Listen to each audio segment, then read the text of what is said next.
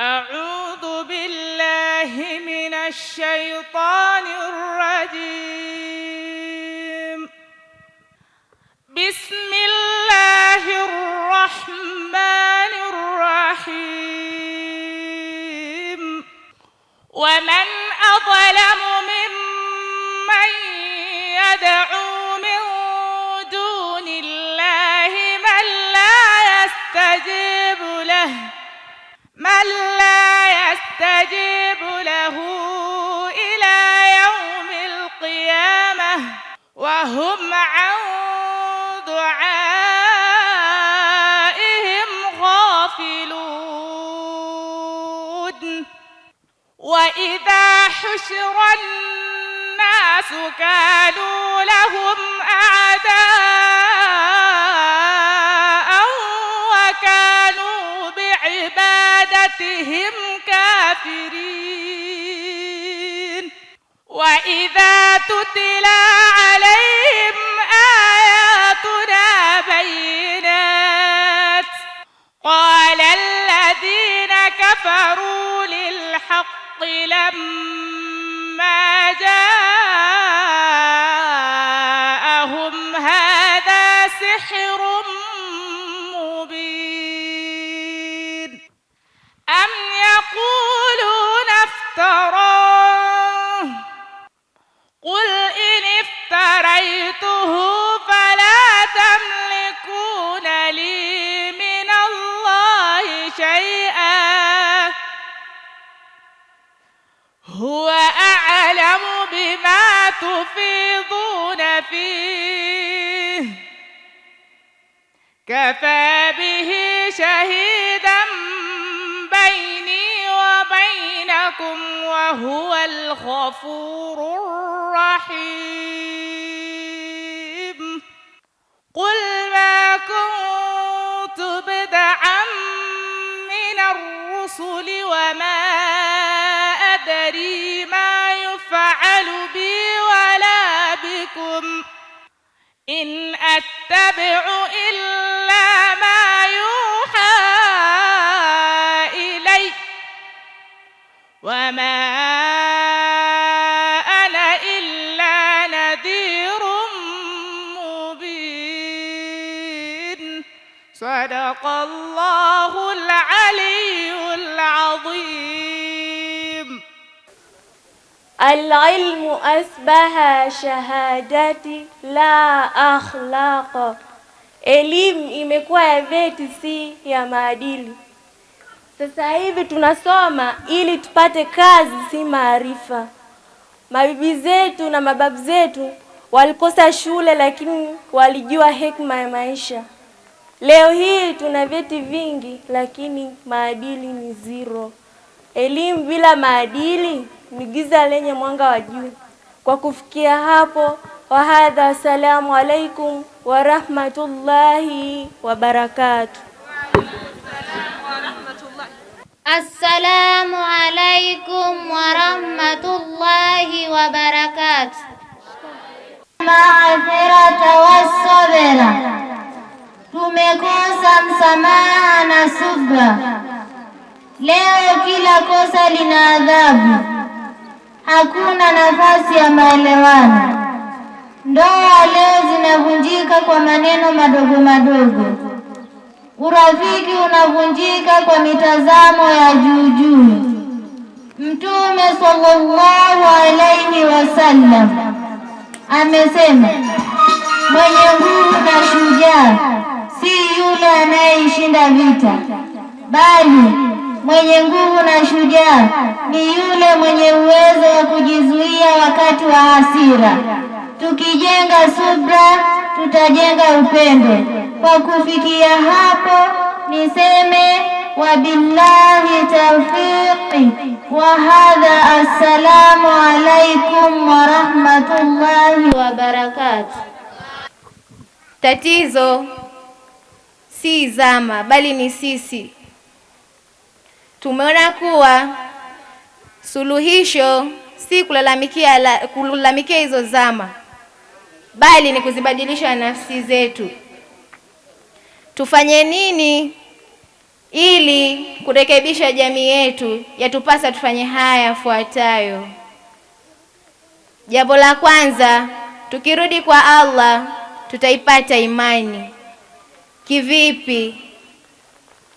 Leo hii tunaona katika jamii yetu imani imepotea, imani ni ndogo, ndo maana kunapelekea uharibifu katika jamii yetu.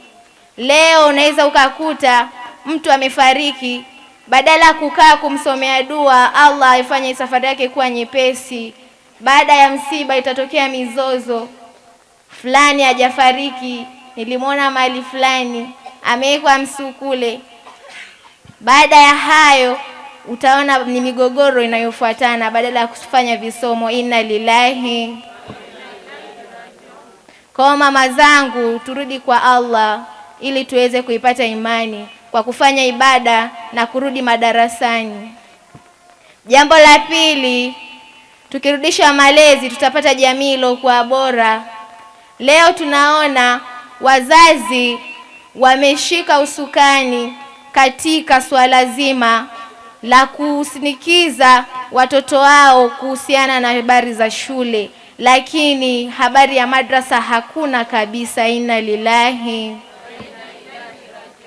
Mtoto utakuta anaumwa, anamwambia mama yake, mama anaumwa leo siendi madrasa. Mama na yeye anasema kalale. Lakini ikiwa ni shule, mpaka akuone unaumwa umelegea kabisa ndo akwambie sasa hapo lala. Tofauti na hapo atakwambia kunywa dawa uende shule. Lakini laiti kama ingekuwa hata mtoto unamkazania anaposema siendi madrasa, ukamkazania aende madrasa kama unavyomkazania kwenda shule, tungepata kizazi bora kama kina Sheikh Said Ramadhani Wawa. Jambo la tatu, tukirudisha upendo tutapata umoja. Leo tunaona watu wanaishi kama maadui katika jamii yetu. Unakuta mtu na jirani yake hawasemeshani, wana zaidi ya miezi na miaka. Wakikutana barabarani ndo ataanza kusema. Zama siku kama vile wanakaa mbali, lakini wanakaa pua na mdomo. Utasikia kwamba ya jirani yangu nina jambo, unatakiwa uhudhurie, lakini hautamuona na yupo karibu kabisa. Kwa mazangu, tudumishe upendo ili tuweze kuwa na umoja. Jambo la nne, tukiwa na adabu tutapata heshima. Kivipi? Leo tunaona mfano mdogo katika mahospitali yetu. Unakuta wameandikwa mpishe mzee ahudumiwe, lakini mama anakwenda pale na mtoto, si kwamba kazidiwa hali ya kwamba hawezi akawa na subira. Atasema katika swala la ugonjwa ni kitu kingine kabisa, siwezi mpisha mzee mimi kwa sababu adabu hakuna. Atasema nawai mimi kikundi nisije nikatozwa faini katika vikoba. Inna lillahi. Mtoto huyo anaiga, anaona hujampisha mzee yule, kesho na kesho kutwa hawezi akakupisha wewe kabisa. Kwa mama zangu, turudishe adabu ili tuweze kupata heshima. Kwa hiyo katika yote hayo tunaona suluhisho si kulalamikia zama, bali tuzisafishe nafsi zetu kama Qur'ani inavyosema, Bismillahirrahmanirrahim, Inna Allaha la yughayyiru ma biqaumi hatta yughayyiru ma bi anfusihim. Hakika Mwenyezi Mungu Subhanahu wa Ta'ala hazibadilishi hali za watu isipokuwa watu wazibadilishe nafsi zao. Ikimaanisha kwamba nafsi kama ni chafu, basi Allah Subhanahu wa Ta'ala hawezi akakuinua. Tunamaanisha nini tunaposema uchafu wa nafsi? Uchafu wa nafsi ni kama choyo, chuki, ubinafsi, wivu usiokuwa maendeleo. Leo utakuta jirani yako kajenga nyumba, wewe huku na hali ngumu. Badala useme umuombee dua kwamba jirani yangu, Mwenyezi Mungu naomba umwepushe na husda, amalize nyumba yake salama, lakini utaanza kuuliza mwezi wa 4 jua kali, unauliza mvua itanyesha lini? Nimesikia mwaka huu mafuriko ni makubwa sana. Unaulizwa, mbona unauliza mvua mapema, toka uandae mashamba. amna, huyu jirani naona ameinuka sana, anataka apandishe nyumba yake, anataka ibomoke maana anajisikia sana huyu. Wewe hapo una hali ngumu, ukiswali unamwomba Mwenyezi Mungu, na kuomba unibadilishie hali yangu, niache kula ugali mlenda, niwe na kula hata nyama.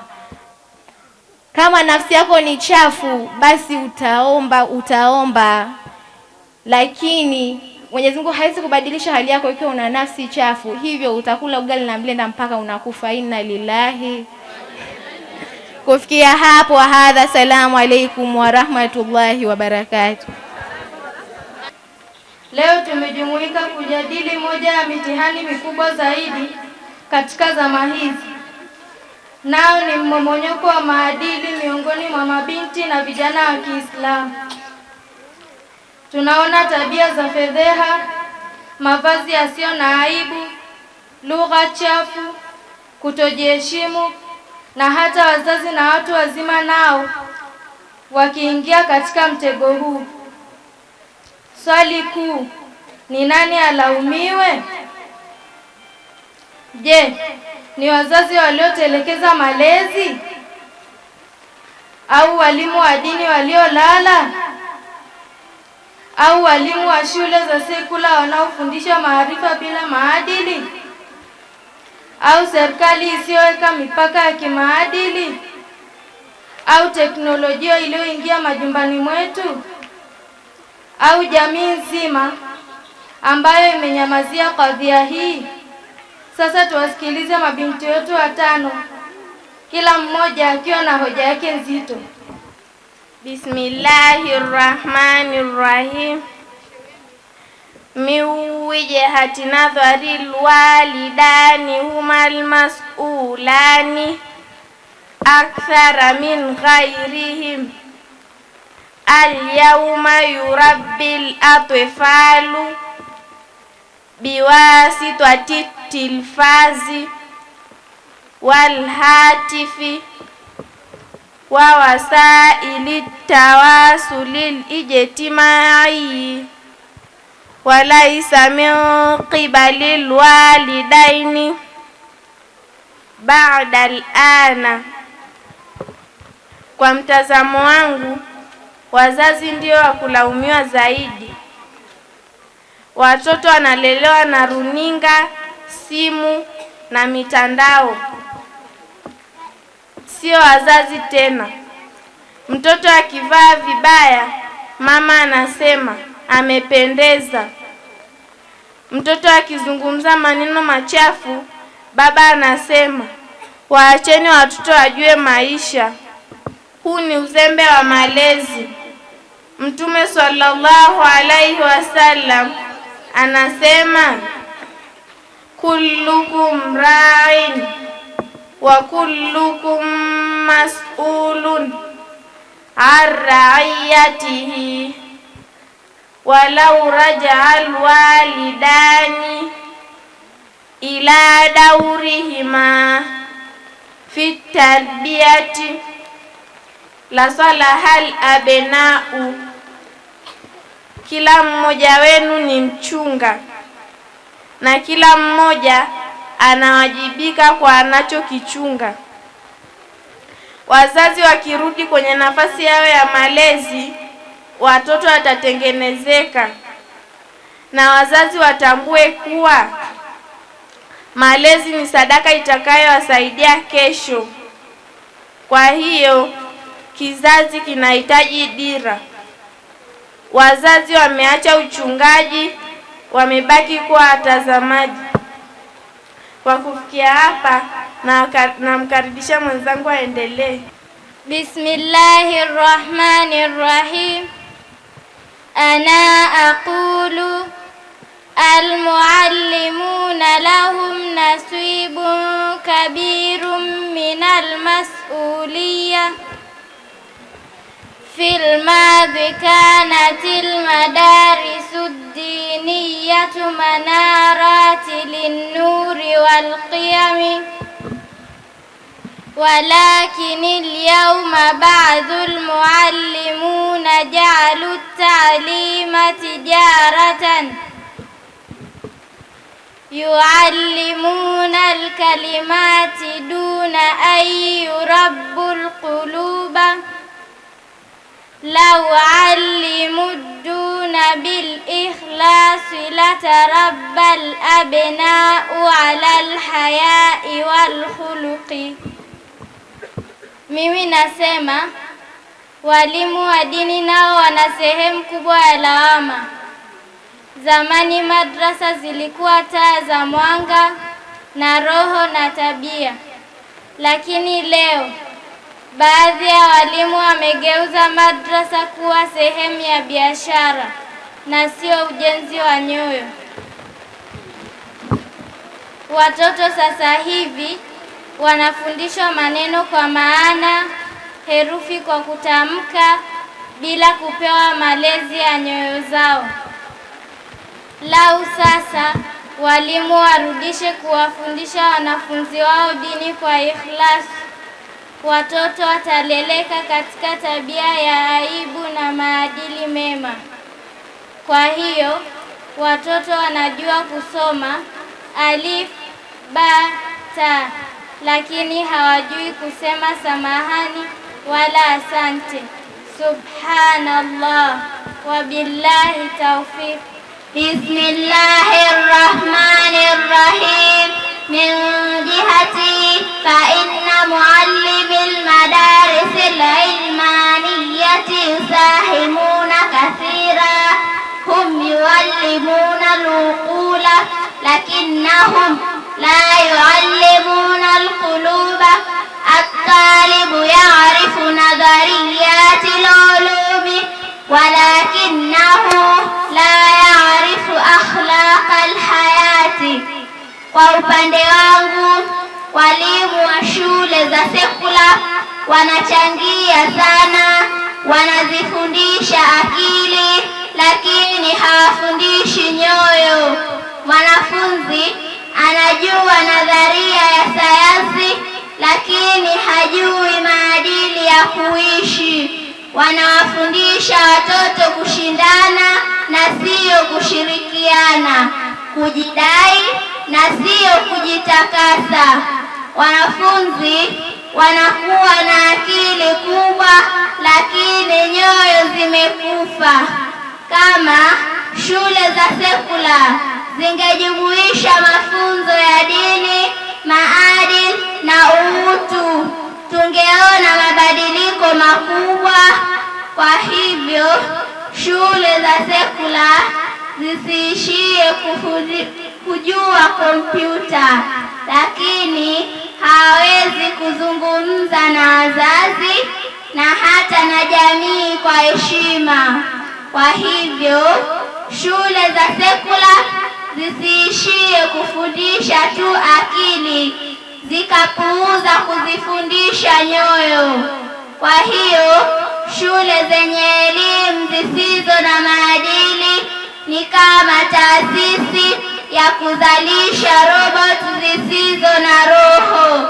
Wabillahi tawfiqi wa hadha. Assalamu alaykum wa rahmatullahi wa barakatuh. Bismillahirrahmanirrahim.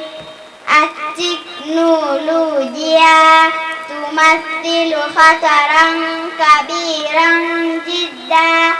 Al-hatifu wa mawaqi'u at-tawasuli al-ijtimai wal-fidyuhati al-mukhtalifatu kulluha asbahat muallimina lishururi. Teknolojia ni tishio kubwa sana katika maadili. Simu, mitandao ya kijamii, video mbalimbali, vyote vimegeuka kuwa walimu wa maovu. Leo mtoto mdogo anaona video za utupu, anafuatilia wasanii. Amesema almar'u ala dini khalilihi falyanzur ahadukum man yukhalilu. Mtu huwa juu ya tabia ya rafiki yake, basi kila mmoja wenu atazame ni nani rafiki yake? Leo teknolojia imekuwa rafiki wa vijana wetu, lakini si rafiki wa kheri, ni rafiki wa maovu. Bila udhibiti, teknolojia itamaliza vizazi vyetu. Kama teknolojia haitodhibitiwa, tutazalisha vizazi vinavyojua kila kitu isipokuwa maadili. Wahadha, assalamu alaikum warahmatullahi wabarakatuh. Bismillahirrahmanirrahim. Ana waqli yaqulu innal mujtama'a kullahu wal hukumata yatahammaluna mas'uliyatan kabiratan jidda. Al-yawma fi shawari'i la wujuda lil ihtirami wala wujuda lil qudwatil hasanati wala khawfa min Allahi. Akili yangu mimi nasema jamii nzima na serikali zinahusika kwa kiwango kikubwa sana. Leo mtaani hakuna tena heshima, hakuna mfano bora, hakuna hofu ya Allah. Serikali inajenga mashule, serikali inajenga mabarabara, serikali inajenga mahospitali, lakini haijengi nyoyo. Jamii nayo imekosa sauti ya kukemea maovu. Kila mtu anasema hii sio kazi yangu, lakini Mtume sallallahu alaihi wasallam amesema, marraa minkum munkara falyughayyirhu biyadihi fa illam yastati'u fa bilisanihi wa fa illam yastati'u fa biqalbihi wa dhalika adhaful imani. Atakayeona maovu miongoni mwenu, basi ayaondoshe kwa mkono wake, na asipoweza kwa mkono, basi atumie ulimi wake, na asipoweza, basi atumie moyo wake, yaani achukie. Na huo ndio udhaifu wa imani. Leo hakuna mkono, hakuna ulimi, hakuna hata moyo unaoumia. Tumezoea maovu na tukawa sehemu yake. Kwa hiyo pia serikali isiishie kutunga sera ikasahau roho za watoto wake. Wabillahi tawfik wa hadha, assalamu alaikum wa rahmatullahi wa barakatuh. Subhanallah, kullu kalimatin fiha haqqun falwalidani ahmalu walmuallimuna layyanu walmujtama'u somata watteknolojia ghalabat walakinil mas'uliyatu fil asli ala kulli fardin minna. Qala Allahu ta'ala, inna Allaha la yughayyiru ma biqaumin hatta yughayyiru ma bi anfusihim falnabda'u biislahin anfusina liyusliha Allahu mujtama'ana. Kwa hakika kila hoja iliyotolewa ina ukweli mkubwa. Wazazi wamepuuza jukumu lao, walimu nao wamelegea, jamii nayo imenyamaza, teknolojia imeshika kasi, lakini jukumu lipo kwa kila mmoja wetu.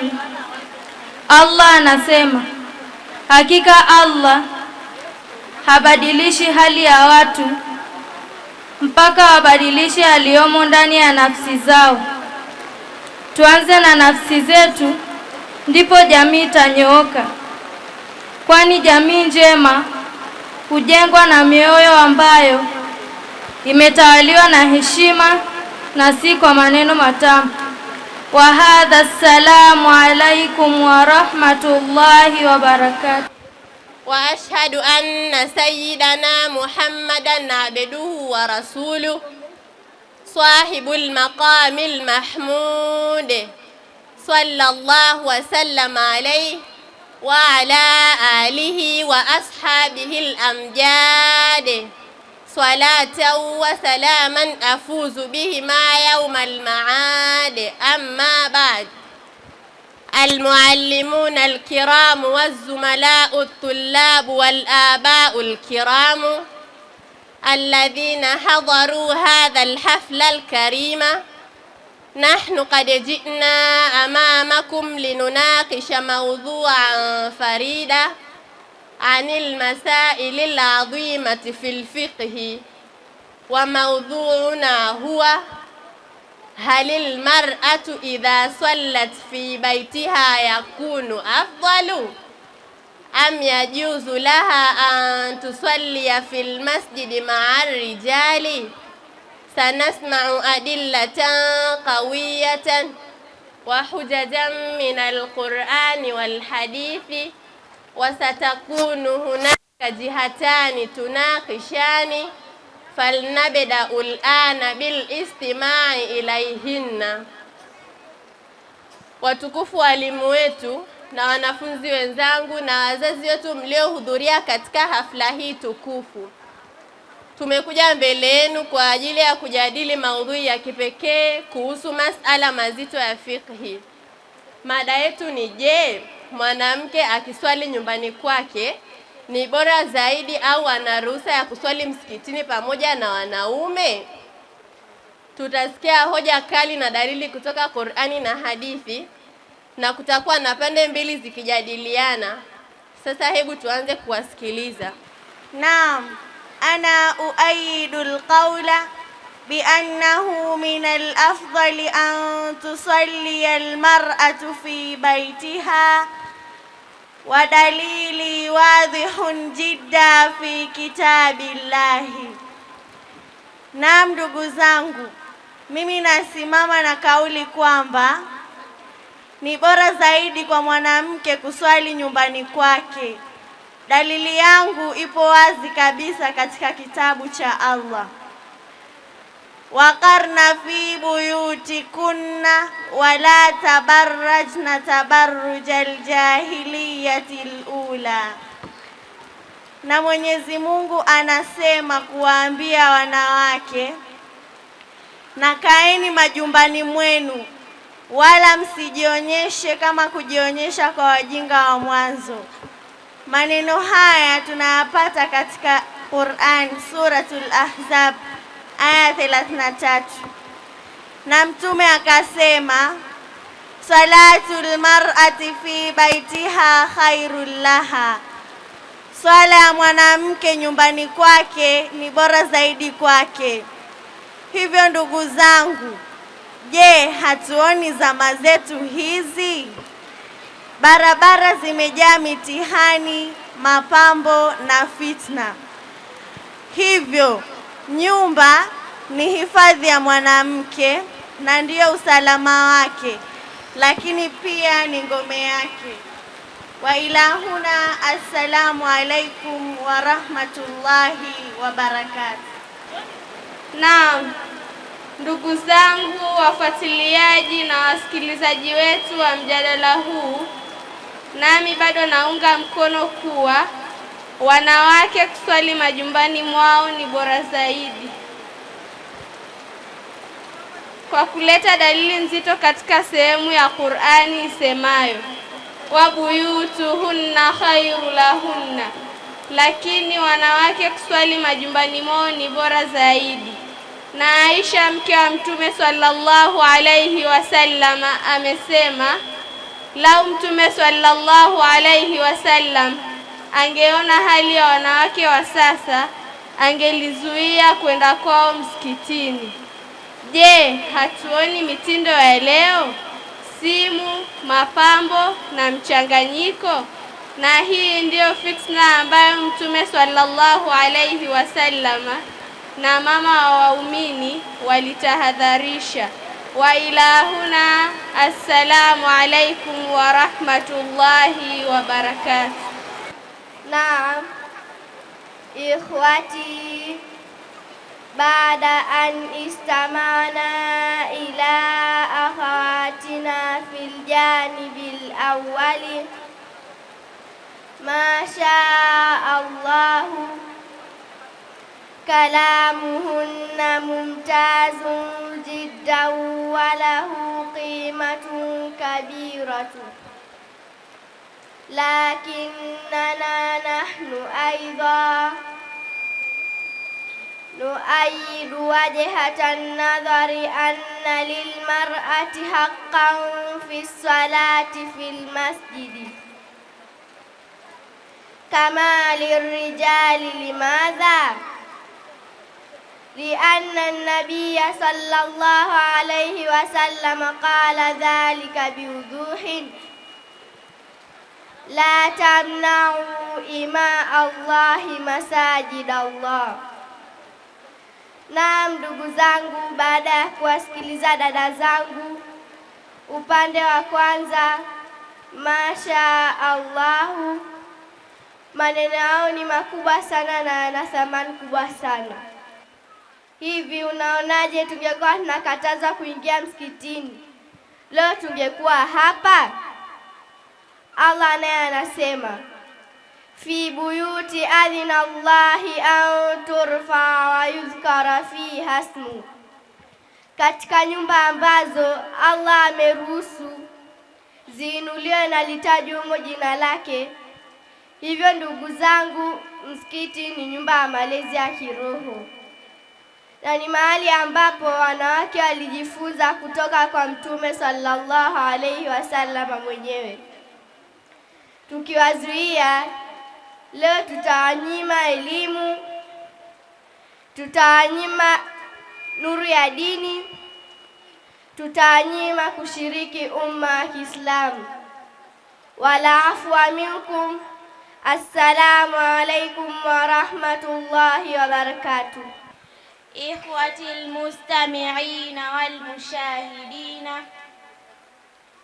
إني أدخل المسمار في بلد 6 مرات في الدفاع عن المرأة لتذهب إلى المسجد بقولي لا تنسى أن الشريعة هي الميزان وإن مقاصد الشريعة هي حفظ الدين والعلم. إن النبي صلى الله عليه وسلم لم يترك النساء خلفه، بل جعل لهن أياما خاصة للتعلم. وقد قالت عطية كنا نؤمر أن نخرج في العيدين. Allahu akbar. Ndugu zangu wasikilizaji na watazamaji, nami napiga msumari wa nchi 6 katika kumtetea mwanamke aende msikitini kwa kusema kuwa tusisahau kuwa sheria ni mizani na maksudio ya sheria ni kuilinda dini na elimu. Mtume sallallahu alaihi wasallam hakuwaacha wanawake nyuma, aliwapa hata siku maalum za masomo. Mama Atia anasema tulikuwa tukiagizwa kutoka kushiriki swala zaidi mpaka wanawake waliokuwa na hedhi walihudhuria na kushiriki dua wakikaa nyuma ya watu. Hii ni dalili ya kwamba mwanamke ana nafasi ya kushiriki ibada ya pamoja. Tukiwazuia jumla, tutawafungia mlango wa elimu na malezi ya kiroho. Wabillahi tawfiq wa hadha. Assalamu alaikum wa rahmatullahi wa barakatuh. Tumeona kuwa pande zote mbili wana hoja ambazo zimejaa nuru, Qur'ani na hadithi, ikiwa kinachomaanishwa ni kwamba ndio mwanamke akiswali nyumbani kwake ni bora zaidi kwake kwa kulinda heshima na stara. Ndio mwanamke ana ruhusa ya kuswali msikitini bila kuzuiliwa, ili mradi masharti ya stara na heshima yamezingatiwa. Kwa hiyo ndugu zangu, fiqh sio ugomvi, bali ni mizani ya hekima, na kwa hakika hii ndiyo elimu ya dini yetu kuheshimiana, kukubaliana na kuzingatia hali za zama. Wabillahi tawfiq, wassalamu alaikum wa rahmatullahi wa barakatuh. Allahumma aslih shababal muslimina wa raddana ilayka raddan jamila. Allahumma ihfaz abna'ana minal fitani ma dhahara minha wa ma batana. Allahumma ij'alna mafatiha lil khairi maghaliqa lisharri. Rabbana hab lana min azwajina wa dhurriyyatina qurrata a'yun waj'alna lilmuttaqina imama. Hichi ni kinini? Kiswahili. Kuna Arwa amegongelea msumari wa nchi 6 hapa. Mmesikia au hamjasikia? Mmesikia Hiyo yote ni elimu. Yote hiyo ni anapatiwa nafasi, fursa mwanamke. Kama isingekuwa elimu, maana yake wanawake tusingekuwa tuna mikusanyiko kama hii. Uongo jamani. Elimu ndio iliyotufikisha hapa. Hata mkusanyiko huu leo tunajifaharisha kuwa na fahari. Mama Mzee Chema alisimama imara. Msingi wake mkubwa ulikuwa ni nini? Ulikuwa ni elimu. Mpaka leo mkusanyiko huu umefanya. Leo haya yanazungumzwa na mabarati zetu kutoka katika chimbuko ya fakhri yetu Sheikh Saidi Ramadhani Wawa. Allah amuhifadhi, amlinde, ampe afya nzuri, amwepushe na mahasidi, ampe umri mrefu wenye mwisho mwema, ili tuzidi kunufaika na malezi yake inshallah. Naomba nikaribishe kundi la kina mama. Alwahidul qahhar Rabbis samawati wal ardi wama bainahuma al-ghaffar. Wassalatu wassalamu ala sayyidina Muhammad wa ala alihi wa sahbihi ajma'in. Amma ba'd. اليوم نحن متحدين للنقاش موضوع ذو أهمية كبيرة في حياة مجتمعنا. إذا صلحت المرأة صلح المجتمع كله. وإذا قبلنا هذه الحقيقة فيجب علينا أن نسأل أنفسنا هذه الأسئلة الكبيرة. Leo tumeungana kujadili mada yenye uzito mkubwa katika maisha ya jamii yetu. Mwanamke akinyooka, jamii nzima imenyooka. Tukikubali ukweli huu, basi tunapaswa pia kujiuliza maswali makuu yafuatayo. Swali la kwanza linasema, kwa nini nafasi ya mwanamke ni ya msingi katika ujenzi au uharibifu wa jamii? Na swali la pili linasema, je, wanawake wa leo wanaitambua nafasi hii? Na swali la tatu pia linasema, na kama bado haijulikani, nini kifanyike ili kumfanya mwanamke ajitambue, ajiheshimu na ajue thamani yake katika ujenzi wa dunia bora? Leo tuna bahati kuwa na wanawake watatu majasiri watakaotupa nuru juu ya haya maswali matatu. Karibuni tuanze safari hii ya tafakur kwa unyenyekevu mkubwa na heshima kubwa. Karibu dada yangu. Bismillahirrahmanirrahim. لماذا المرأة دور كبير في تغيير المجتمع؟ المرأة هي أساس المجتمع، هي الأم، هي المربية، وهي أول معلم للجيل القادم. Kwa nini mwanamke ana nafasi kubwa ya kuibadilisha jamii? Mwanamke ndiye msingi wa jamii. Yeye ndiye mama, yeye ndiye mlezi, na yeye ndiye mwalimu wa kwanza wa kizazi kijacho. Mtoto anapozaliwa, anayempa lugha ya kwanza, maadili ya kwanza na hisia ya kwanza ni mwanamke. Mtume sallallahu alayhi wasallam anasema, aljannatu tahta aqdamil ummahati, pepo iko chini ya nyayo za mama.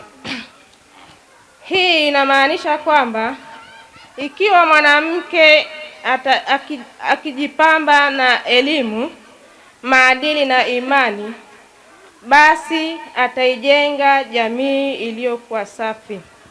Lakini mwanamke akipotea, kizazi kizima kinapotea, na mzazi ndiye msingi wa jamii. Akinyooka mwanamke, basi familia yake imenyooka. Assalamu alaikum wa rahmatullahi wa barakatuh. Assalamu alaikum wa rahmatullahi wa barakatuh. Wa alaikum salam wa rahmatullahi wa barakatuh. Hal taarifu an-nisaa makanatahunna hadhihi? Lilasafi laysat kullu an-nisaa yudrikna tilka makanata al-azim. Kathiratu kad yasabahunna ta'thirun nadhirati ad-dunyawiyya wa wasaili at-tawasul al-ijtimai wal afkar al-khati'a allati tuqallilu min qimati al-mar'ati. Je, mwanamke wa leo anaijua nafasi wanawake wa leo wanaijua nafasi yao hiyo? Kwa bahati mbaya, si wanawake wote wanaitambua nafasi yao hiyo kubwa. Wengi wamekumbwa na mitazamo ya kidunia, mitandao ya kijamii na fikra potovu zinazodhoofisha thamani ya mwanamke. Wanawake wengi leo wanapima nafasi yao kwa urembo, mavazi na umaarufu, si kwa mchango wao katika uadilifu na ujenzi wa jamii. Tatizo kubwa ni upungufu wa elimu ya kimaadili na ya kidini. Tumezalisha vizazi vinavyojua teknolojia, lakini havijui heshima ya utu wa mwanamke. Hivyo tuna jukumu kubwa la kuamsha fahamu mpya kwamba nguvu ya mwanamke haiko kwenye sura, bali iko kwenye akili, moyo na imani. Wabillahi tawfiq. Assalamu alaikum wa rahmatullahi wa barakatuh. Assalamu alaikum wa rahmatullahi wa barakatuh. Bismillahir rahmanir rahim. Idha lam yaghrifil mar'atu makanataha famadha yumkinu an yuf'ala litawghiyatiha? Alhallu huwa islahu ta'lim wat tarbiyah wa namassatin nasai. Kama mwanamke hajui nafasi yake, nini kifanyike kumfahamisha? Suluhisho ni elimu. Suluhisho ni marekebisho ya elimu, malezi na majukwaa ya wanawake. Moja, elimu ya jamii na kidini inampasa kumjenga mwanamke kujitambua kuwa yeye ni dira, si kivuli. Namba mbili, mimba za fikra zipandwe tangu umri mdogo. Mtoto wa kike afundishwe kujiheshimu, kusimama na kuwa nuru kwa wengine. Tatu, viongozi wa dini, walimu na wazazi washirikiane kumrudisha mwanamke kwenye fahamu kuwa kiungo cha uhai wa jamii. Mwanamke akijitambua hata kuwa tena kioo cha mapambo, bali atakuwa ni taa ya mabadiliko, na ndio hapo maneno haya yatakuwa na maana kamili. Na mwanamke akinyooka, jamii nzima imenyooka. Wabillahi tawfiq. Assalamu alaikum wa rahmatullahi wa barakatuh. Tumuombe Allah atupe wanawake wanaojitambua, wanaoleta nuru katika familia, wanaoleta kizazi cha uongofu, na wanaojua kuwa wao ni nguzo na daraja ya kupita kuelekea ustawi. Wabillahi tawfiqi. Wassalamu alaikum wa rahmatullahi wa barakatuh. Ndugu mwandishi, kabla hajaja Nabii Muhammad sallallahu alaihi wasallam, wanawake tulikuwa tuna madhila mengi sana. Tulinyimwa haki zetu za msingi, ikiwemo haki ya elimu na haki ngumu kabisa, haki ya kuishi. Tuliuliwa ngali tuhai, lakini Mtume alitupigania mpaka leo hii tuko hapa. Na malipo ya kumlipa Nabii Muhammad sallallahu alaihi wasallam ni hatuna, ila tu tunafata kauli yake aliyosema kwamba man sana ilaika maarufa fakafiuhu, yule atakayekufanyia wema basi usimsahau. Na akasema mshereheshaji wa maneno yake kwamba la tansa man sana ilaika maarufa mahama atwala zaman, usimsahau yule ambaye aliyokutendea wema vyovyote vile utakavyorifika muda, chochote kila atakachokutendea, haijalishi awe Muislamu awe Mkristo, lakini muda wako amekutendea kheri, basi na wewe usimsahau. Iweje sisi kwa kufanyia madhila yale akatutoa katika madhila yale afu sisi tumsahau? Ndugu mwandishi, kwa kweli mimi nawasihi wanawake wenzangu tupambane kumpambania Nabii Muhammad, na kumpambania Nabii Muhammad ni kufata shamaili zake, yale aliyotuamrisha na kukomeka na yale aliyotukataza, ndo kumwenzi Nabii Muhammad. Madarasa zipo, wanawake tutoke tukaitafute elimu ili tuweze kujua vipi tuishi na familia zetu, vipi tuwalee watoto wetu, vipi tufanye ibada zetu. Lakini bado hatutoki wanawake, tumeshikamana na majumba yetu na tumeshikamana na vitu ambavyo havina tija katika dunia, katika akhera, ila vina tija ya dunia tu, na pia ni madhara katika familia zetu. Ndugu zangu, ndugu mwandishi, ni kwamba cha kufanya wanawake ili tuweze kutumia ule uhuru ambao Mtume ametutetea na tuupate, tuingie madarasani, kwani huwezi kufanya kitu pasipokuwa na elimu.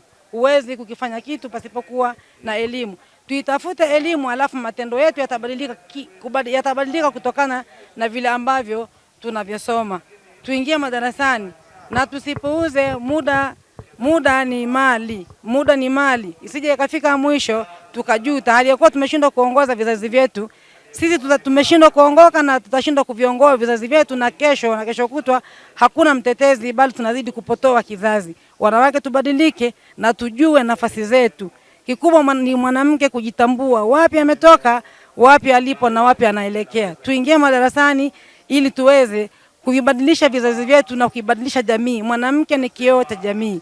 Mwanamke ni madarasa, al-ummu madarasa. Mwanamke ni chuo, mwanamke ni chuo. Kwa hiyo tukibadilika sisi, jamii yote itastaarabika na itakuwa ni yenye maadili mema. Wanawake tubadilike, tutafute elimu ili tuweze kujua nini tunakifanya, vipi tunaongoza familia zetu na vipi tunafanya ibada zetu. Ndugu mwandishi, mimi nikome hapa, na mimi naitwa Umu Salum, natoka Dodoma na ni mwanafunzi wa Al-Madrasati Usisa ala Taqwa kutoka kwa Sheikh Abdulaziz Isa Dibo. Bismillahirrahmanirrahim. Kwa majina naitwa Zeana Saidi Salum, mwenyekiti wa jumuiya ya kina mama wa Kiislamu mkoa wa Singida. Leo tumekusanyika hapa kwa pamoja na wakina mama, tumeambiwa ndo tunachangia maadili. Ni kweli, kwa sababu tumeacha mila na desturi za mtume wetu Muhammad sallallahu alaihi wasallam. Leo hii wakina mama ndo tumekuwa wengi wa majukumu makubwa ya kutafuta fedha, lakini tumeacha majukumu yetu kwa ajili ya ulezi wa watoto wetu. Kwa hiyo tukitaka kufanikiwa hili, basi turudi kwenye kitabu cha Mungu na suna za mtume. Turudi ili tuwe walezi wa familia, na tukiwa walezi wa familia nina imani maadili yatakwenda kukaa vizuri. Assalamu alaikum wa rahmatullahi wa barakatuh. Bismillah walhamdulillah wassalatu wassalamu ala rasulillah. Amma ba'du. Baada kumshukuru Mwenyezi Mungu Subhanahu wa Ta'ala na kumtakia rahma Nabii Muhammad sallallahu alaihi wasallam. Naam, tuko hapa katika viwanja vya Darul Mustafa tukiwa katika kukamilisha hafla ya kina mama ambayo imefanyika leo, na mengi yamezungumzwa na mengi yamefundishwa, hasa tukizingatia maudhui za leo zilikuwa zinazungumza sana mmomonyoko wa maadili, ambao wakina mama wamezungumza na wakasema kwamba wao ndo chanzo kikubwa cha mmomonyoko wa maadili, hasa na huu mmomonyoko wa maadili unaanzia kwenye familia. Kwa hivyo Darul Mustafa inafikiria kuwahamasisha wakina mama na mabinti mbalimbali katika mitaa yetu na katika mji wetu wa Singida kwa ajili ya kuwahimiza waingie madarasani ili waweze kufahamishwa umuhimu wa yale mambo ambayo wanatakiwa kuyashika ili wabaki na maadili yao ambayo yanakaribia kupotea kabisa, hasa kupitia teknolojia ambayo sote tunaona imekuwa ni mwalimu mkubwa sana, hasa kwa mabinti zetu. Kupitia simu hizi wanatazama video mbalimbali za uchi, wanatazama maadili ambayo si ya Kiislamu, basi imekuwa ni tatizo. Kwa hiyo sasa kama Darul Mustafa tunajaribu kutoa mchango wa kuwafundisha sana mabinti zetu namna gani ya kutumia vizuri teknolojia, lakini pia na kuwafundisha kina mama wa Kiislamu namna gani wanaweza kuwa na elimu ya jinsi ya kuwalea na kuwaongoza mabinti zao ili wapate yale maadili ambayo yanahitajika kwenye Uislamu. Nafikiri huo ndo mchango mkubwa wa Darul Mustafa ambao tunautoa, kuwasomesha mabinti na wakina mama, lakini pia na kuwahimiza wale ambao bado hawajaingia madarasani basi waamue sasa kuingia madarasani ili tuweze kuiokoa jamii yetu na hali mbaya ya mmomonyoko wa maadili ndani ya jamii ya Kiislamu. Wabillahi tawfiki, wassalamu alaikum wa rahmatullahi wa barakatuh.